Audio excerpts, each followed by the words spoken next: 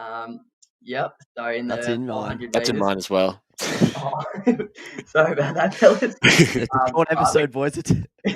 I guess we can all 15. contribute to it then. Well, I don't even know anything about it, but like the Haileybury sailing first captain caught the same bus as me. That's about as much as I know about it. Is that in like a AFL folklore as like the greatest grand final ever? Yeah, it's kind of the one grand final that gets talked about, just always brought up. It's in the top 5 of best grand finals of all time. So, yeah. I know that I'm a big Olympics fan. Like I get around the Olympics a lot when it's on, and that just would have been the most incredible thing to be watching live when we're like half a length behind with 25 minutes to go against the US of anyone, which like of course a big rivalry. That would have been an incredible moment for that world record and that victory, the very last second. Queensland! It's a miracle! Oh yeah! What about that one? Unbelievable! Balotelli, Aguero! Crowd cheers. Here's Siddle. Oh, the ball is close. He's given him! He's given him! Peter Siddle's got a hat-trick on his birthday! Welcome back to the On the Ball podcast. This is episode 42 of the show, and it almost feels like I'm joined by 2 new guests. But Brownie, you were on very early, so welcome back. Thank you. Happy to be back. Yeah, when you were back on, was it like episode 15 or something? It was like episode 5, something. Oh, okay. Yeah, early days of the tennis, and then we've got an actual new guest. He sent in a little cameo, made a cameo appearance in one of the footy episodes as a Melbourne fan, but we've got Tom Morris. Welcome, mate.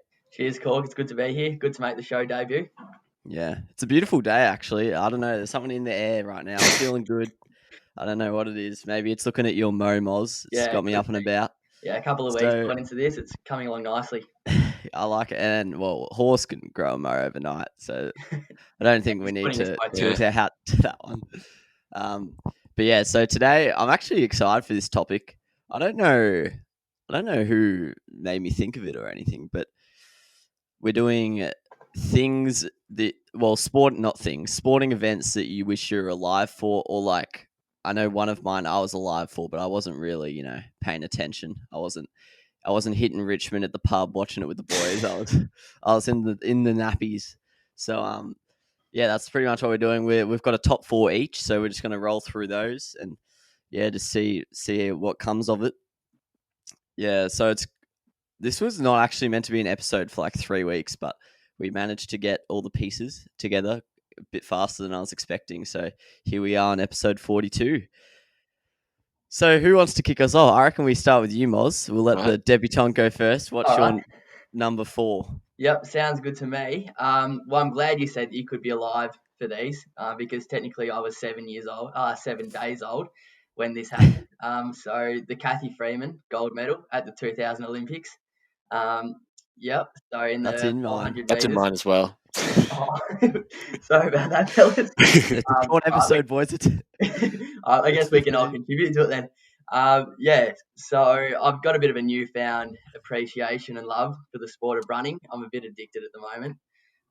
So yeah, and I just reckon for sport in general, and even bigger than sport, like just Aboriginal culture being accepted in like Australia, I reckon that was a pivotal moment because she also lit the flame at the games, which was a little bit controversial at the time because prior to the Olympics, no one really knew who she was, and they're thinking, oh, hang on a minute, why are they getting her to light the flame? But then she backed it up and won the 400 in that pretty iconic suit that she wore.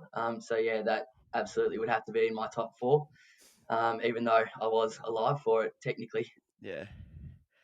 Brownie, where was it in your top 4? That was at my number 1. Oh, Moz, you've talked him, mate. Yeah, I actually haven't put him in order, so that would have been my number 1 though. I've just got 4 in any order. Yeah, that was my number 2, so right up there. That was my number 1. I didn't actually know that I was alive for that, but apparently I was because I'm a bit older than you, Moz. But you were 20 days old.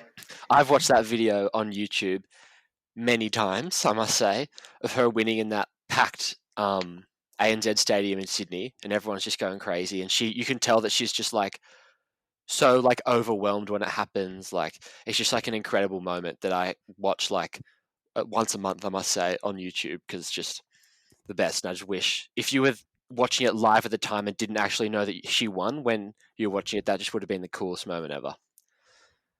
Especially in a home Olympics, like that's crazy. Yeah, it's just there's a few of mine that are actually like this, but it's just like I want to go back to see what it was like, because I've heard all these stories from mum and dad, because they were in Sydney at the time and they actually went to a few of the events at the Olympics. But yeah, I just think it would have been so crazy, because a sport like athletics, it's not really like people get around the 100-meter sprint every Olympics, but apart from that, no one really gets around it, especially in between the Olympics. So to see like a country united over a 400-meter race, I think would have been pretty interesting to watch.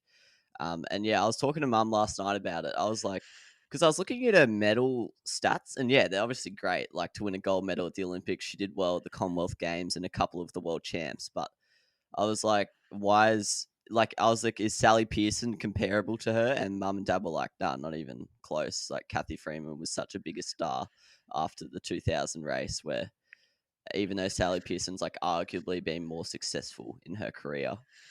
So yeah, I just think it would have been really interesting to watch. What was the reason behind the bodysuit? I don't know. Can't tell you. I feel like Yeah, I'm not sure. just aerodynamics, or was there actually like a...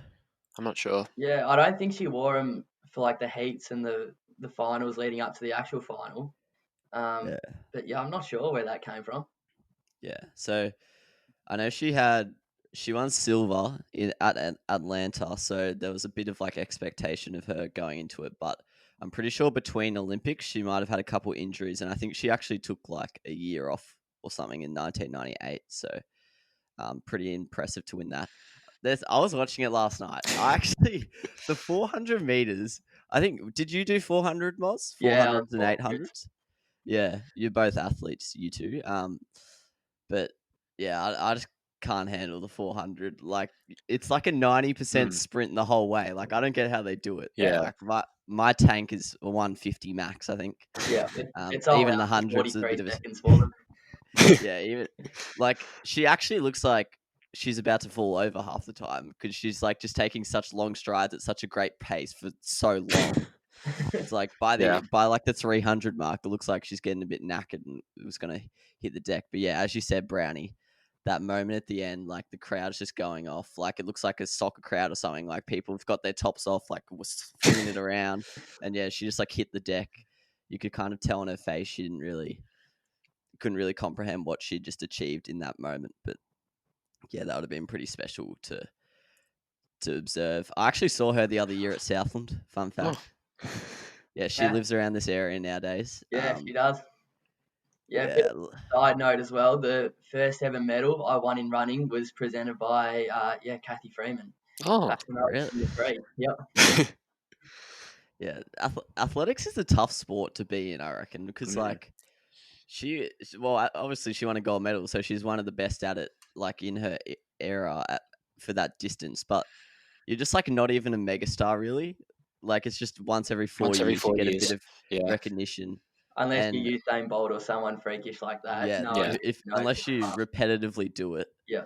If you just do a one-off, like even someone like a Simone Biles has already kind of gone by the wayside, and the average person probably wouldn't know who she is, despite the fact that she won like 6 gold medals or whatever and won Olympics. Like the Olympics is just a strange phenomenon. Moving into my number 4. Mine's a bit more. My top 3 are all like just general things, but my number 4 is a personal one. So the West Tigers actually won the premiership in 2005. So I was old, like I could walk, but I was only 4 years of age. I don't remember it. I remember like the preliminary final because I was there, but I don't remember the actual game. I just remember after the game, my cousin was like, you know those thunder sticks? Yeah. My cousin was like smacking people over the head, like Dragons fans with the thunder sticks. Bit weird. I don't know why that's my memory, but yeah. So we're like a pretty bad club, similar to your team, Moz, the old Melbourne Demons, similar to a St Kilda, all kind of in the same boat. Just haven't had much success at all. It was actually 2 clubs merged into one in 2000. And since then, we've made the finals 3 times. So three in 20 years. We finished in like 5th or something in 2005. And with 5 rounds to go, we weren't actually in the top 8. So it was like a bit of a Cinderella story. And we were just known for like playing really exciting footy. And our main player was like this 20-year-old New Zealander. And he was like doing all this crazy stuff, like flick passes behind his back and just stuff like that. So I wish I was there to see that, because you never really know. Well, as Melbourne Demons fans would know, you never really know when the next premiership's going to come. You probably underestimate how long the wait might be. So Could be 50 years. Yeah, exactly. So that's why I wish I was there. But that was just a personal one for me. What's your number 4, Brownie? Or if you don't have them ranked, what's So gonna my be number yours? 4 was another moment from the Sydney Olympics, and it was the 4x100 meter freestyle relay, where Australia, like the US, I'm pretty sure had won like 8, 9, 10, something like that in a row of that event. They dominated that event. They were just expected to win that event again, and then Australia got the world record. It was like neck and neck. All the other countries were out of it. Neck and neck. Australia, US the whole way. Ian Thorpe was like half a length behind with like 25 meters to go and managed to get the job done and get the world record. And that just would have been. It's not a moment that I've like thought about that much. I haven't watched it as much as the Kathy Freeman one, but I know that I'm a big Olympics fan. Like I get around the Olympics a lot when it's on, and that just would have been the most incredible thing to be watching live when we're like half a length behind with 25 minutes to go against the US of anyone, which like of course we want to beat, especially in swimming with us and them. Bit of a big rivalry. That would have been an incredible moment for that world record and that victory, the very last second in the home Olympics as well. Yeah, that's definitely up there. There's quite a few moments in that Olympics, I think, Yeah. that I wish I was there for. Then there was beef between the teams, which I don't think is that common in a swimming relay. Because like I know one of the American swimmers, he came out and famously said, "We're gonna smash them like guitars," and then the Aussies, when they won, they were like doing the air guitar thing, just taking the piss out of him. So bit of swimming beef, probably the last swimming beef until Sun Yang and Matt Horton, the boys. Moz, you're a swimmer as well as a runner. Have you watched that moment? Yeah, I've definitely watched the race a few times. Yeah, but I didn't have it in my top 4. I've kind of moved on from my swimming days. But yeah, no, definitely a moment to remember. And I'm sure if I was alive at the time, I absolutely would have been tuning into it. Especially at the home Olympics, it would have been a pretty special moment for everyone there, having the whole crowd behind you. And then, yeah, if you come from a couple of body lengths or half a body length behind with 25 to go, that would have been, pretty exciting stuff to watch. Yeah, I don't know what it is about the relays. I actually love the relays probably more than the individual events in both athletics and swimming. I Just agree. something about it's just something about it's kind of like a mega team almost, like especially when Jamaica had the 4x100 team, like they had 3 guys from the 100-meter final like all together. Yeah, that's something I love about the relays. And then like obviously like the Campbell sisters, more recent times, they've provided some good moments in the relays. Not so much in the individual events, but less said that about the better. Less said about that, the better for them. Um, so yeah, Moz, what's your third one or the next one you want to touch Yeah, on? I'll put them in order from now All on. right. Yeah, thanks, Um, mate. I think being a D's fan, I just had to put this in. So Yeah. the 1964 Premiership, the last the last time the D's tasted the ultimate success on a football field. I couldn't tell you couldn't name a player for the D's from that year. Couldn't tell you who they played against. But yeah, just just Yeah. decades following that of pretty much heartbreak, taking away maybe 2000 and 2018 as well. Apart from that, it's been pretty slim pickings. So yeah, probably you got to take what you can get being a D fan. So I'd travel back to 1964 and just celebrate that with the fellas. Yeah. Was your dad alive then? He was 2. Was he a Melbourne fan from the get go? Well, he grew up in Perth, so Yeah. So for how are you a Melbourne fan actually? Well, in the waffle, he used to go for West Perth, the Cardinals, Yeah. and they had the same song as Melbourne, and they wore the same colours. So when it Okay. became the AFL, that's when he kind of just jumped on the Melbourne D's, because same colours, same song. I think my family friend might have played for West Perth. Chelsea, my family friend, Chelsea Sparkman. Yeah. Her dad. I'm like 95% sure he played a couple games in the Waffle, and it was for one of the Perth teams. I don't know, because I'm pretty sure there's North, East, South, and West there's Perth, plenty of so I'm not exactly sure who it was for, but I'm 99% sure he played a couple games in the Waffle. I don't think he played like years and years, but yeah, I think he was pretty handy at footy. So yeah, fair enough there, Moz. had to chuck it in. I can, to be honest, Melbourne's probably even less successful than the Tigers, which is weird to think of, because the Tigers are like known as one of the worst in the NRL. But I definitely feel your pain. I think St Kilda, apart from like 2010, have they been pretty similar to?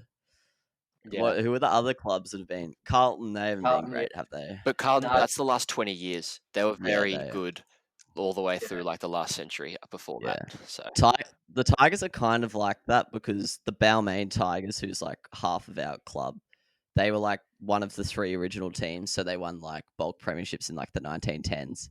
So we're up there in terms of premierships, but there's only like 3 post 1950, so it doesn't really count. Then so Brownie, you've got your 2, because we've already said Kathy Freeman. My number 3. It's not really a specific event as such, but I want to go back and watch Don Bradman, because I'm a big cricket fan. It's probably arguably my favorite sport. I've played it since I was the age of 5. I've watched it since who knows when. And Bradman is just like, everyone in Australia kind of knows the story about Bradman, which says enough. Like, there's not too many sportsmen where you just find out about them without even trying. But he's statistically the best sportsman to ever live. Like, he is that much better than everyone else who's played cricket. It's like actually ridiculous. I think someone genuinely worked out statistically who was the best sportsman ever, and I think Bradman was ahead of like Babe Ruth, and just some of the other freaks of the world. Obviously, it's very I'm very skeptical about it, because it was like in the 1920s, 30s. I don't think they fielded the ball. I'm pretty sure if it didn't go straight to them, they didn't pick it up. Like, they didn't dive or anything. And there's a lot of stuff like that where it's a bit, like a bit dodgy. But for someone with such good stats, like, I just want to go back and see if he was actually that good, or if it was just all a hoax. Like, So the day I'm picking in particular is in the 1930 Ashes. First day of the test, he scored 300 runs in one day. Only player to ever do it. Normally, if a team scores 300 in one day, it's a pretty good effort. So for one player to do it, I must have been a bit of an odd day. So yeah, I basically just want to go back. Not even sure if I'm going to be impressed with what I go back and see, but I just wanted to see, it's just something that kind of bugs me about cricket, that there's this goat of the sport that there's like not much, there is a little bit of footage, but it's kind of all grainy and black and white, so it's hard to tell if he was really that good. It's hard to know if the bowlers were bowling like 100 k's an hour or 150. So yeah, that's just, I want to go back and see if the big fella was any good at his craft. So yeah, fair enough. Yeah, Brownie, agree with that one. Yep. Yeah, my number 3 is in a similar theme to Moz's, but a North Melbourne Premiership. There's been 4, so a bit more generous than for you guys. 4, and they've all been more recent, but and it was very hard for me to decide, but I ended up just going with 1975, which was North Melbourne's first premiership. And at the time, they were the only team. They'd been in the VFL then for 50 years, and they were the only team to never have won a premiership at that time. So that would have been a pretty cool moment. If you're like, obviously, once again, I know a few players from that team, but not many. And like, obviously, I don't have an extensive knowledge of what was going on at the time. But if you were a lifelong North Melbourne fan and they were the only team to never win a premiership at that time, that would have been pretty special. But it was tight between that and 1977, because that was the year that North Melbourne drew the grand final and then won it in the second week. So, oh really? Yeah, that was the first time that happened. Obviously, in 2010 as well, that happened, but that was the only other time that has ever happened. So, but I ended up just going with 1975 because it was the first ever one, and that would have been a pretty incredible moment at the time if you're a lifelong North Melbourne fan. Yeah, and they were the only team to never win, and then they get it done finally after being in the league for 50 years. Yeah. So good to see we've all just got our team's premiership in there. Because none of our teams have won premierships in our lifetimes. I was pretty confident. All three of us were going to have that. Yeah. Yeah, it's just something. The only thing is, I feel like it would be a bit surreal winning the premiership. Like, I'm not sure. I feel like you'd almost take it for granted a little bit, but it'd be definitely good to just be a part of like the party. Like you saw how Richmond celebrated in 2017. Yeah, like just destroying the city, just getting around that stuff. Especially now that we're older. I think if you won it when you're like 10, that wouldn't be that good because you'd just be like, Well, I got a little taste of it in 2018 after the D's had been for a while, and then had those couple of finals where they beat Geelong, beat Hawthorn, kind of got caught up in it a little bit. Made the trip over to Perth, and things are going pretty well. Obviously, everyone knows that got absolutely smashed in that final, but up until then, it kind of felt like we'd won the premiership just because. Just been bad for so long. So I can only imagine what it would feel like if the D's ever managed to go the full way. Yeah. So, yeah. There's something about, like, I'm glad. I say pretty much every week after we lose, I'll lip Dad off and be like, why'd you have to pick this team, you know? But I am glad overall that I go for a team that's not successful because it just makes it more interesting. I don't think following the sport would be that interesting if you win a premiership once every 5 years. And like the people we know who go for Hawthorn, like half of them are just fair weather fans now because they just win every second year. So as soon as they're out of the top 8, they're like, oh, who cares? Yeah. So how bad's this?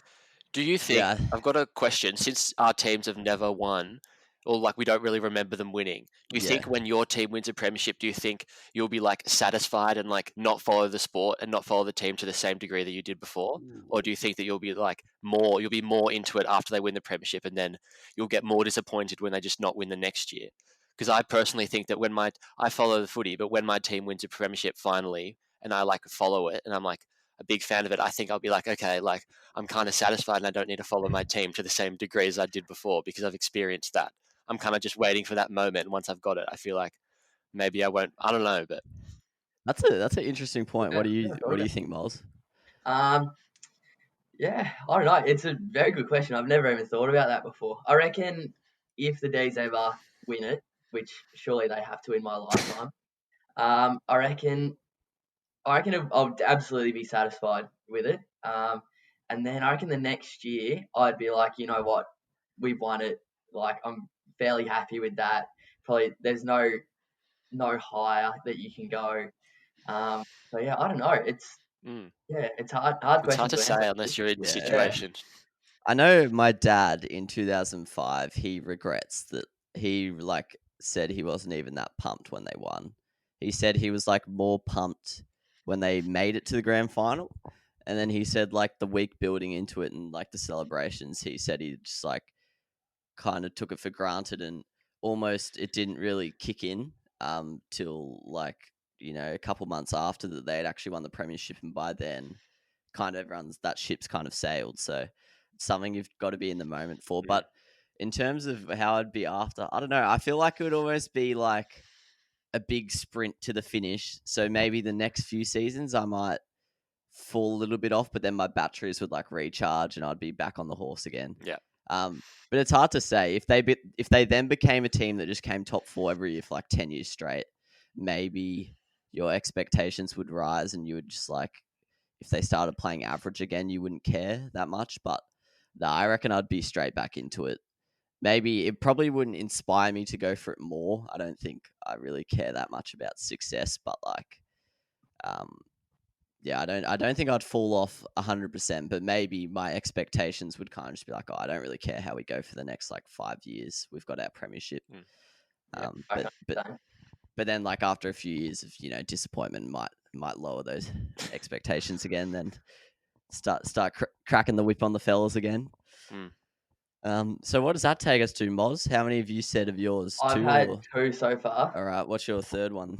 For this one, I do not claim to be a boxing fan at all, but Muhammad Ali, just no fight in particular, just like his whole career, just the hype that was surrounded by him. I reckon he was probably one of the first athletes that was more than just an athlete. He was like kind of a public figure, and people cared about like his life and what he was getting up to, other than just like what he did inside the boxing ring. And speaking to Dad about Muhammad Ali and his career, and Dad isn't a boxing fan either, but people would take days off school to watch him in his bouts against like Joe Frazier and all that. So yeah, I just reckon the whole just hysteria around him would have been really cool to get caught up in. So yeah, he's my number 2. Yeah, Rumble in the Jungle is probably the most famous one. Yeah. I think that was when he came up against George Foreman. Yeah. But I think that might have been, I don't know if when his prime was exactly, but by that age, he'd already had like 50 fights and he was already into his 30s. So I don't know if that was like past his prime or whatever, but that's kind of the most famous one. That is the most random event though. Like looking back to just have a world class boxing fight in the middle of Africa. Like when they call it the Rumble in the Jungle, I thought it was just a name for promotion.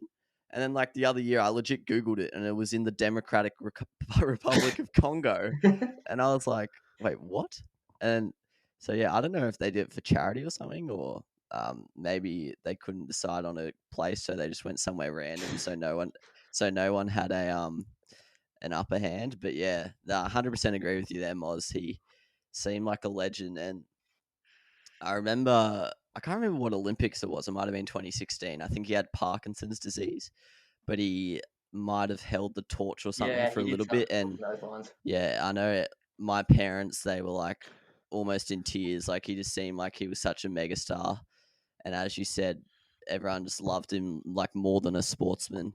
Yeah. And he just seems like the ultimate professional guy. He was like a bit of a performer as well. Yeah, exactly. And yeah. Yeah, a couple of his quotes as well, like when he gets in his bedroom, he turns the light off and he's in bed before it's dark. Just all those sort of quotes. I would have got around him so much.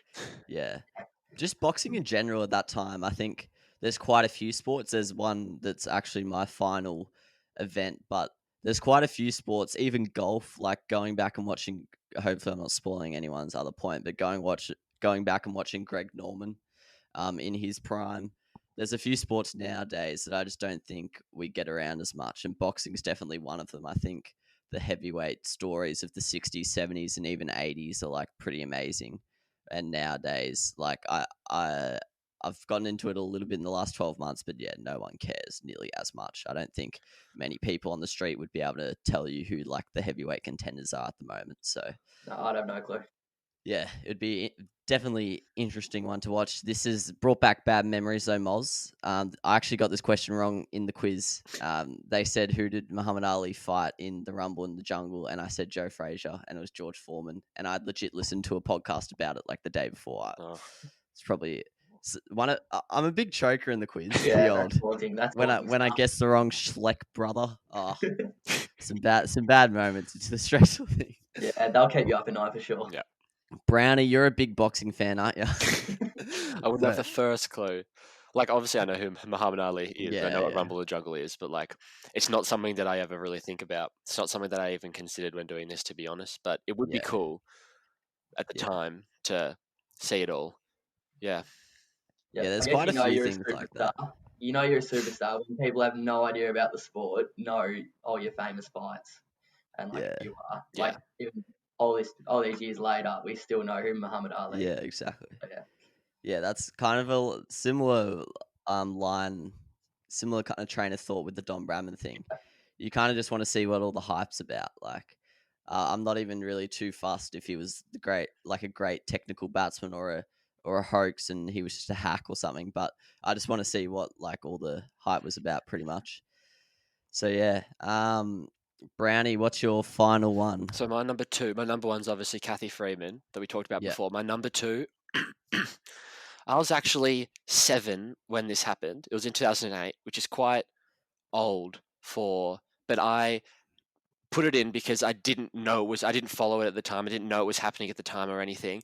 But the 2008 Wimbledon final, between Rafa and Roger, which Rafa won in what they say is like the best Wimbledon final of all time, over 5 hours, 5 sets.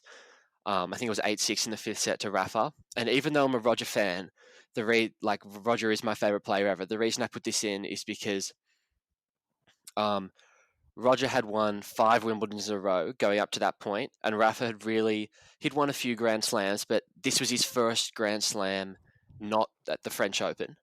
He'd already won a few French Opens, but this is his first non-French Open, and everyone just assumed Roger was going to win as always, and he didn't. And in the best Wimbledon match of all time, when no one thought Rafa could be competitive, or if no one thought he would ever beat Roger at Wimbledon, it was just ridiculous to think that, because Roger seemed unbeatable. And even though I'm not a big Rafa fan and I'm a big Roger fan, I'm also a big fan of like not the same person winning all the time. And I think the reason I'm a big Roger fan is because I've only been a big tennis fan for the last 10 years, where Roger's only won 3 or 4 Grand Slams. And if I was a tennis fan during as close as I am now, during the 4 years previous to that, or the 5 years previous to that, where Roger won everything, I don't think I would be as big of a Roger fan, which is a weird thing to think about. But and I think I might have even been going for Rafa at the time, and him winning that match in the way that he did, in the best tennis that people say it's the best tennis that they've ever seen, just would have been incredible. Just to watch that entire 5 hours, and so much drama. There was a couple of rain delays. Like Roger saved match points in the 4th set, and then won the set, and then got it into a 5th, and then Rafa ended up winning. Would have just been an incredible moment. Yeah, I actually won't lie. I didn't even know that was. I know there was obviously some of the world's best matches ever in that period, but I didn't know that specific one. To be honest. Yeah, I have to say, in general, I kind of wish I got around it, but I wish I appreciated tennis from about 2008 to 2014 a little bit more, because nowadays I kind of look back on it and I was like, yeah, I just took it for granted, but there was legit 3 of the best players of all time in their primes, or almost in their primes, like Djokovic, probably not in his prime then, and they would just produce 5-set thriller after 5-set thriller. And it would have been at that time as well, because nowadays everyone's kind of used to it, and it's kind of okay, well, can we see someone else? Because these guys have been producing these best awesome matches for over since probably 2007, 2008, when Rafa and Roger's matches really started to pick up. And if I was, let's say, 10 years older, I think I would appreciate the 3 of them, especially Rafa and Roger. I'd probably appreciate them a lot more. Yeah, 100%. And yeah, I remember in the Australian Open 2011, 2012, it was just a given that the semi-finals would be 5-set thrillers that go to midnight. Yeah. And nowadays it's there's obviously great matches each year, but kind of lucky to get that. So yeah, no Leighton Hewitt, Brownie. I thought Leighton Hewitt might get a mention. I feel like I wouldn't have, even though now it would be different, but I feel like at the time, Australians being successful in tennis wasn't as rare, so it wouldn't have been as. I did think about it. I did think about some Australian moments, we did have the mid 90s and the early 80s and late 70s were times where Australians weren't as successful, but I think it wouldn't have been long enough for it to be a special. Philippoussis and Rafter had both been quite successful for the few years beforehand, and Pat Cash won Wimbledon just over 10 years before that. I just don't feel like it's far removed enough from Australian success to be as special to watch. Yeah. I would like to go watch a Davis Cup during that period. I don't know if they won any, but they won the Pat Rafter Leighton Hewitt combo would have been good to watch, because they're both entertainers. So yeah. Are you a big Leighton Hewitt fan though? He doesn't really strike me as a Brownie kind of person. I am a big Leighton Hewitt fan in the time that I've watched tennis, the last 10 years, but I feel like everyone's been a big Leighton Hewitt fan in the last 10 years. And he was a bit more, he was a less controversial person. But I feel like at that time, he was, a lot of people didn't like him when he was at his peak, when he was 21 or 22. He was a huge bogan. And he was just a bit of a brat, and lots of people hated him. And he did mature up, but I don't know. Yeah. He obviously wasn't Kyrgios level, but no. I'm pretty sure he was a rat bag. Yeah. I think he might have had a rat's tail at one point. Yeah, very early on. Yeah, he had a mullet. He was just a bogan. I think he's from Adelaide. Yeah. So explains a bit. Yeah. But yeah, a bit stiff. I'll say my final one. So Moz, you can be the grand finale. Hopefully, we don't have the same one. That would be a bit of a. Yeah, I don't think we will, but yep. Well, my one's a bit of a pod, but maybe then. I'm going with the 1983. Oh, no, close, but no. All right, result. I'm going with the America's Cup. This is just something I cannot get my head around. Neither. Why was sailing ever a big event? I don't think sailing's ever been talked about in Australia. The only reason I know anything about sailing is, well, I don't even know anything about it, but like the Haileybury sailing first captain caught the same bus as me. That's about as much as I know about it. But no, they've started this new sailing thing called Sail GP, and it's like a F1 type structure.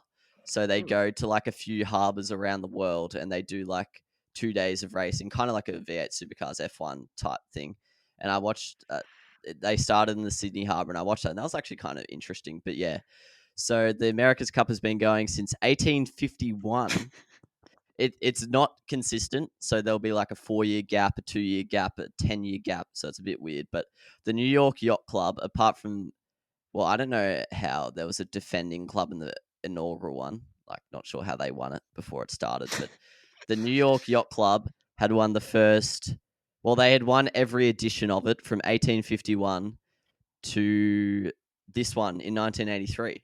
This is the first time the New York Yacht Club had lost. So Australia had tried 1962, 1967, 1970, 1974, 1977, 1980, lost all of them pretty convincingly, 4-0, if not 4-1.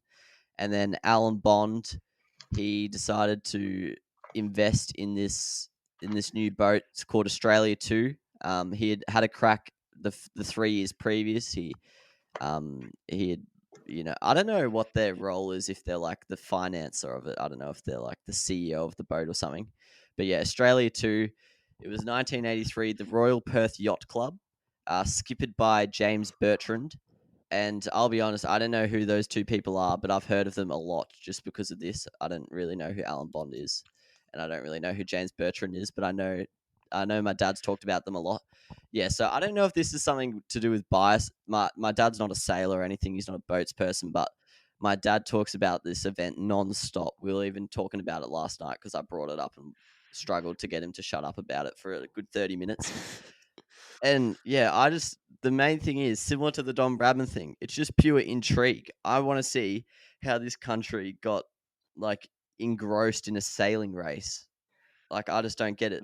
I know the America's Cup used to be a huge thing, but now I watched it once and it's just like no one cares about it. Like, you'll just see it on Fox Sports during the day every 4 years.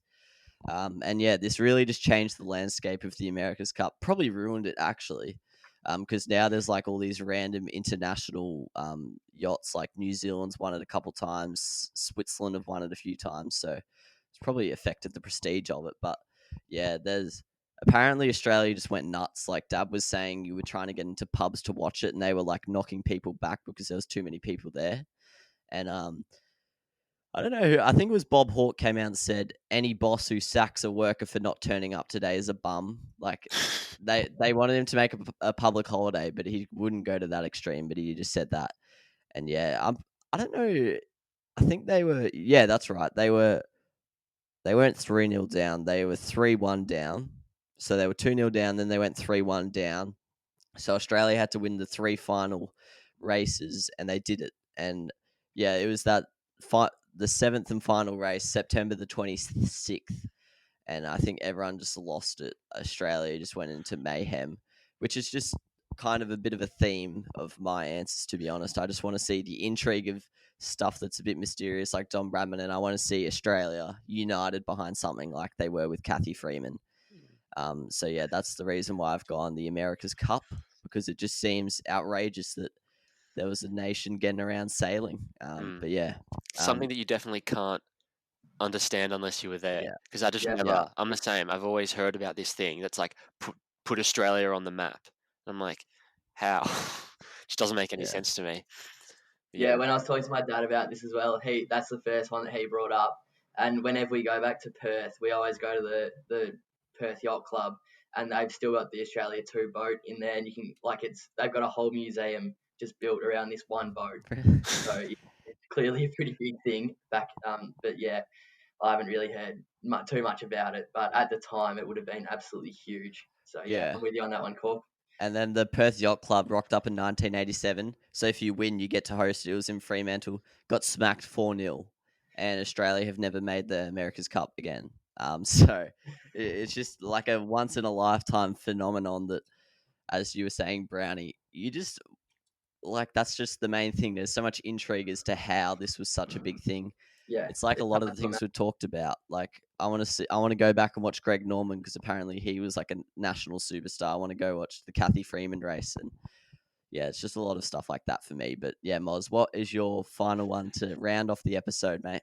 Well, my number one is just pretty much just a love of sport. So the 1989 grand final between the Hawks and Geelong. It's a game where Dermot Brereton got his ribs broken in the first minute, which kind of set the scene for the rest of the day. Gary Ablett kicked 9 goals in a losing side and won the Norm Smith.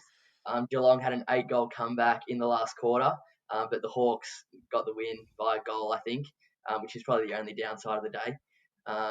But yeah, just being around for that game, everyone talks about the Geelong and Hawthorn rivalry in the 80s, and I reckon that's probably the one grand final that gets brought up the most out of all of them, especially that Dermot Brereton getting cleaned up in the first quarter and still going on to play. Pretty good game, I think. I haven't really watched the whole game, but yeah, apparently he's still a star, even though he had the broken ribs. So yeah, I reckon just going back and watching that would have been a pretty cool one to be able to be alive for. Is that in like a AFL folklore as like the greatest grand final ever? Yeah, it's kind of the one grand final that gets talked about, just always brought up. It's in the top 5 of best grand finals of all time. So yeah, I don't know. Yeah, it's just one of those ones that it does sound crazy. How high scoring was it if Gary Ablett kicked 9 goals? Yeah, 9 goals in a losing side. I think it was, well, I did the maths. Surely they both turned up. Yeah, it was. So I think Geelong might have kicked 25 goals for the match and Hawthorn kicked 26. What? Yeah, it was like 140 to 150. Wait, was that like standard scoring for that time? Yeah, it was 144 to 138. Yeah, that's right. Yeah, absolutely. They actually both kicked 21 goals. It was just Hawthorn got 6 behinds. Okay. Yeah, absolutely insane. Pretty high scoring. So that's always a good for a grand final. Doesn't happen very often. So I reckon that one would have probably goes down in folklore as one of the best ever. Yeah, it seems crazy by the looks of it. But the AFL commentators, the people commentating this game, Sandy Roberts and Dennis Cometti, it's like they were commentating 5 years ago. Like, what? Oh, that's a gag. Yeah, absolutely. They're troopers.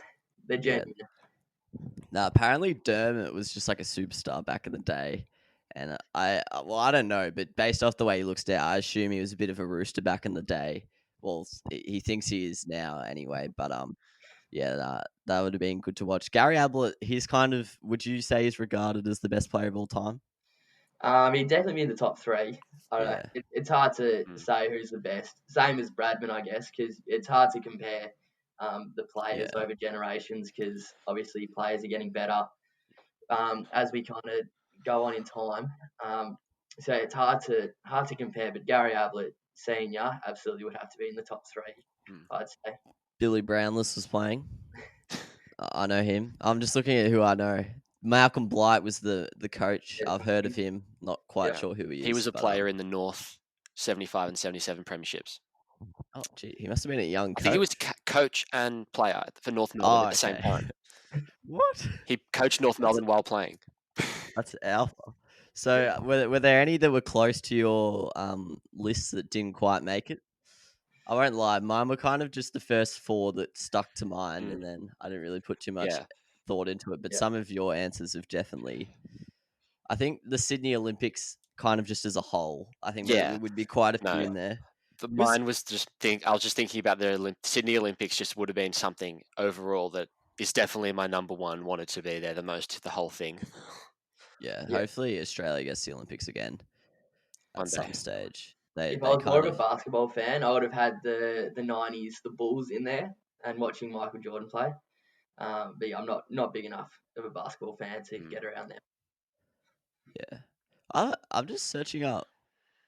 Wait, what? I'm searching up the Awesome Foursome. They've won gold in Barcelona, gold in Atlanta. Just haven't rocked up in 2000. Come on, lads. I thought they might have been in there. And then they apparently came back for the 2012. Well, how's that even possible? I don't think that's possible. They would have been like. Yeah, I think it might have just been like one of them came back. Yeah.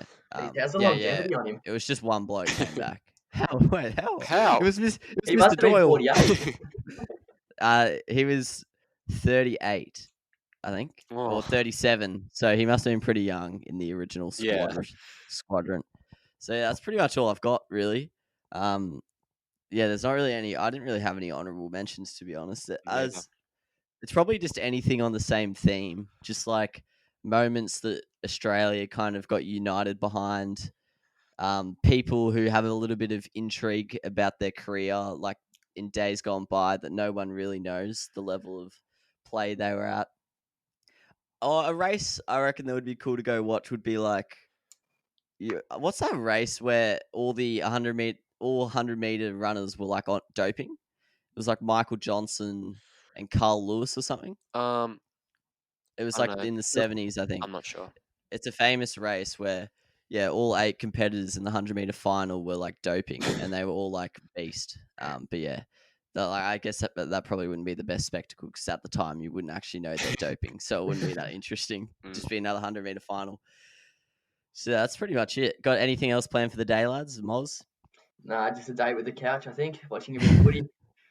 Yeah, I'm not too sure whether to go for a skateboard or not, but yeah, pretty much just going to be footy from 1 o'clock to 10 o'clock as it usually is. Brownie, I forgot to mention, second interstate guest on the show. We've had Rhett from Tassie, now you from the ACT. Yeah. We're going from smallest to largest in the states. We'll soon get a New South Welshman. I could easily get a New South Welshman. My family lives there, but yeah. So that's pretty much it for me. I'm on the second day of 4 days in a row of recording, so absolute workhorse over here. Peter Siddle bowling 20 overs into the wind. But nah, thanks for listening. Thanks for joining me, boys. If you have enjoyed it, just stay tuned for the next few episodes. Got some good ones coming out over the next 2 weeks. So yeah, enjoy your day, lads. Cheers. Cheers, Colt.